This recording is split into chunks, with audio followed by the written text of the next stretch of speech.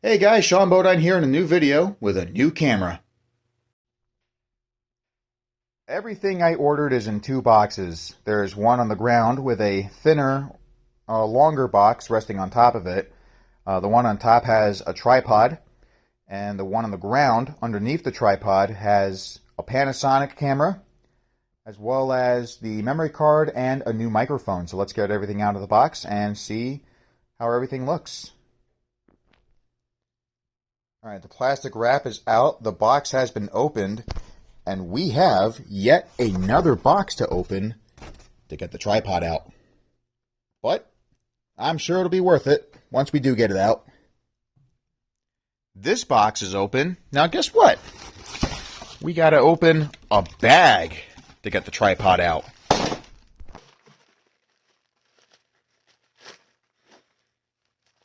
Might sound like a weird thing to say, but the smell of the bag itself is pretty good.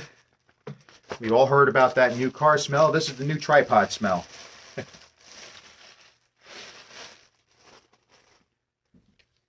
Man, this looks pretty nice. I'll be really happy to use this.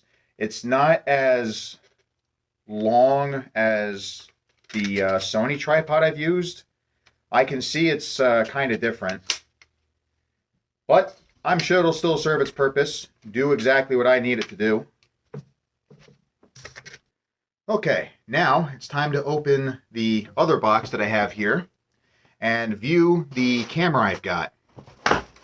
Unlike the RX-10 that I've been using since 2020, this new camera is from Panasonic. I did, however, order it off of the same website where I got the RX-10, B&H Photography Shop. And I gotta say, I've been using these guys since 2017. I've bought many things off of their website. I don't use it frequently because, you know, once you buy a camera and tripod, you usually stick with it for a number of years. I would have kept the RX-10 longer, but unfortunately there was a mishap where the camera fell. I did get some repairs done, but it's starting to act up, and I just figured it's time for a newer camera anyway. Part of a process called keeping up with the Joneses, especially if you're like me, where you film some videos that allow you to make extra money here and there. You have to get modern things from time to time, make sure your quality remains consistent and good.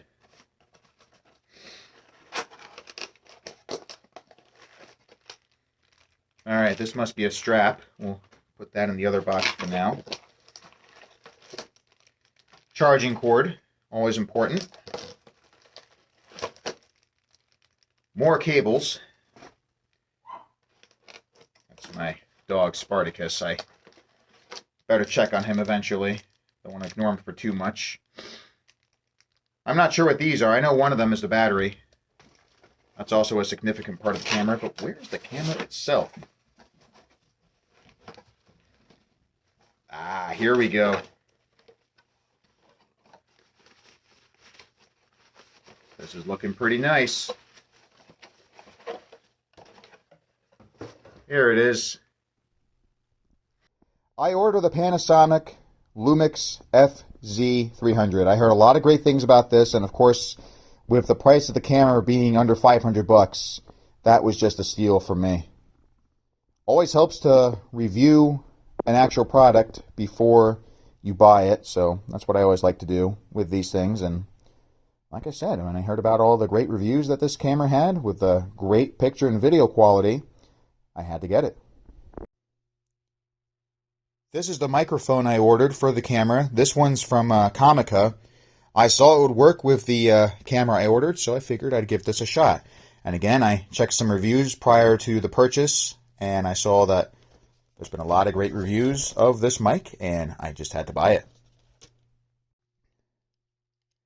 We'll do some tests without this to see how the camera does with its actual sound quality.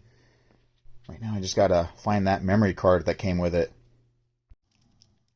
Spartacus is here. He's watching us do the unboxing. We got our memory card in this plastic bag here, so we are going to get that out and put it into the camera. It would also help if we put the battery in there as well so we can actually record stuff. Our camera also came with a lens cover, as well as one of those things where it helps block out the sun so you can keep having good image quality. We will install those as well while we get our memory card and battery placed into the camera. And now, without further ado, the very first video to be filmed on my new FZ300. What I'm seeing looks pretty neat so far. Pretty good stillness here. I mean, I'm not even using a tripod, I'm just holding this with my hands. I guess it helps too when I'm sitting on the couch. Zoom's pretty good, just the way I like it. Focus could be a little better. I guess we'll just save that for when we're zooming out. That's not too bad. It's pretty good. Alright. In the tradition that I'm continuing from a few of my previous YouTube videos, we will continue recording some more test footage on this camera. We're going to run some N-scale trains in the process. The first one to go past will be my F40PH. Instead of having normal Amtrak equipment, however, I am having this locomotive pull mostly Union Pacific cars. There is also one car from the New York Central that you'll spot.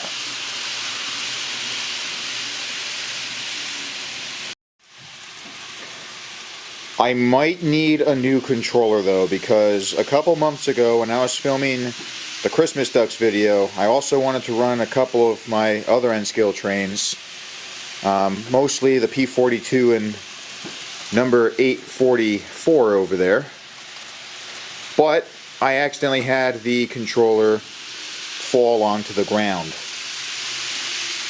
So 844 is actually the only train that's, or the only engine I should say, that's not running. The F40 seems fine, as well as some of the other engines I've tested. But for some reason, when it goes onto the other straightaway on the opposite side of the table, which you'll see right here, there seems to be a slight decrease in speed.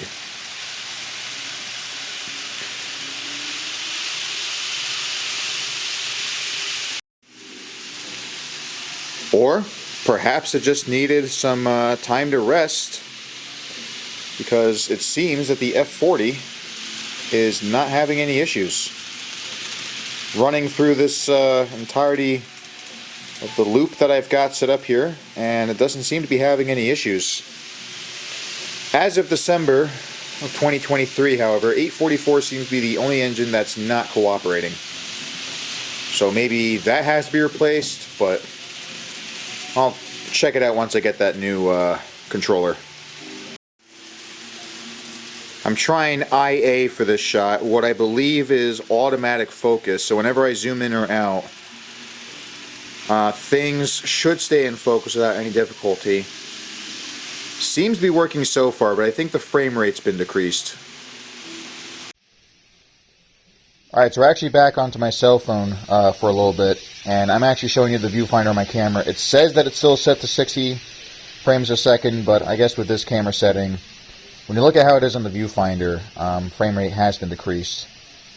Might still be at 60 frames per second when I'm doing the actual recording, but my usual setting that I like to have it at is M with the movie camera. Oh, hang on. There we go. So you see that icon of the movie camera? That's the one I like to use. For some reason, when I'm down here, the focus doesn't seem to go the way I want it, so that's why I'm using automatic for this portion. I also considered rebuilding the layout, having 2 loops instead of 1, so I could run multiple trains like I did years ago. But that was only done with this controller, so I might get a new one to upgrade, run multiple trains more efficiently. Then hopefully there won't be any complications from there.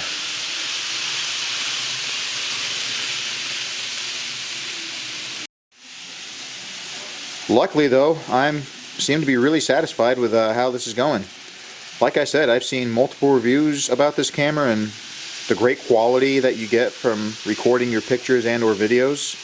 You can get up to 4K, but I like to stick with high definition so I can have more storage space and record more videos in the process.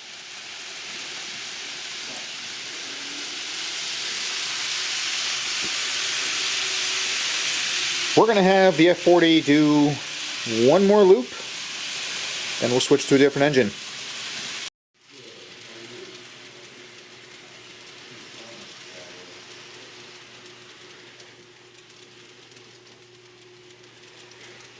Yeah, you can kind of see what I'm talking about now. This thing is set to slightly under half, and it's going a lot slower than it should. This is why I was concerned about the controller and why I had my suspicions on having it replaced. See for yourself, it's actually set to slightly under half, and it really should not be going this slow. Luckily though, it's still running. The only engine that's not cooperating is the 844, and you can see now it's picking up speed. Right, like I said, let's switch locomotives and get a different train going.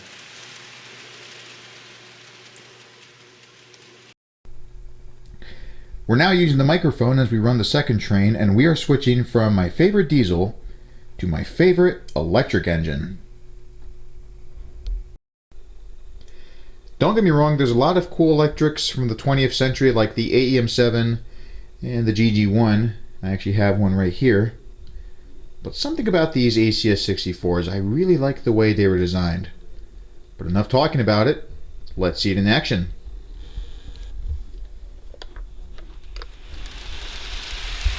And of course, since these don't pull superliners in real life, I thought it would be amusing to actually see it perform with 5 of those. We also have 3 cars, 2 of which were on the F40's train. The dome observation, on the other hand, has not been viewed before in this video, so I figured, since we already have a Union Pacific car in the consist, why not add another one that we did not run previously in this video.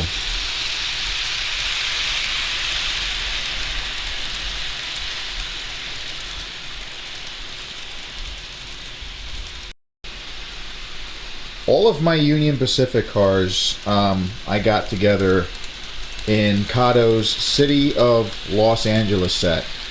So that is why when the observation car goes past, you will see on the rear a sign that reads City of Los Angeles. It might be hard to do so at these high speeds, but I can slow it down and show you later on. Right now I'd like to run a couple more laps, get some more footage of this beautiful electric, as well as its consist.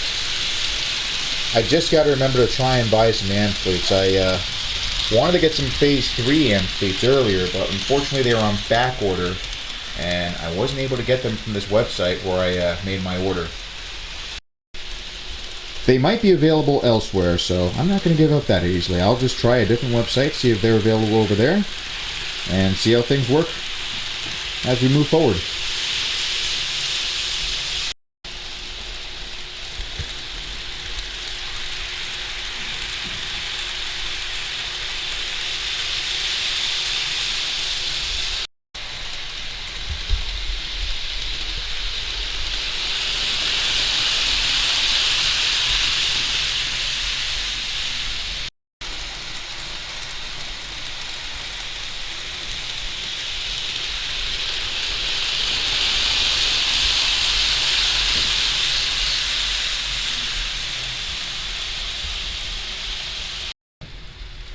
We will now run the train at a slower speed so you can see that sign I was telling you about on the dome observation.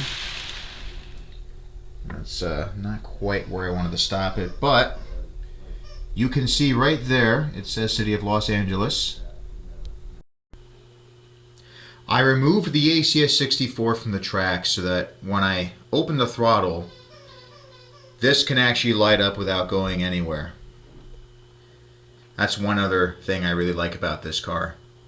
might be a little hard to read, but if you have one of these, you probably already know it says City of Los Angeles. No matter what I do, it just does not seem to want to get into focus, so I'm just going to have a little bit of fun and zoom out here.